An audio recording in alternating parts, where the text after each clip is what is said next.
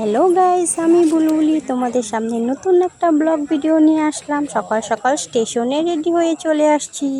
দেখতে পাচ্ছ কে কে যাচ্ছি, চলো দেখিয়ে দিচ্ছি। এই যে আমার বর, আমার বোন আর আমার ছেলে, আর এটা আমার একটা জাইম্বু। তো উনিও যাচ্ছিল। তো কোথায় যাচ্ছি? তো আজ বিজনি যাচ্ছি ঘুরতে পিসির বাড়ি। তো আজ তো ছেলের স্কুল বন্ধ। তো রাভা দিবস উপলক্ষে ছেলের স্কুল বন্ধ আছে, সেজন্য ভাবলাম আজকের দিনটা ঘুরেই আসা যাক। তো আর বলার সঙ্গে সঙ্গে আর দেরি নেই, সবাই মিলে চলে আসছি। যে ট্রেনে করে চলে আসছি। এখন পিলপিলিতে উঠে গেছি। এসে এই যে দেখতে পাচ্ছি, বাড়িতে এসে চা টা খেয়ে একটু রেস্ট করলাম। তারপর একটু বৌদিদেরকে একটু হেল্পও করে দিলাম। অনেক দিন ধরে তো মশলা বাটা হয় না পাটায়, তো একটু ট্রাই করলাম, দেখা যাক কেমন হয়।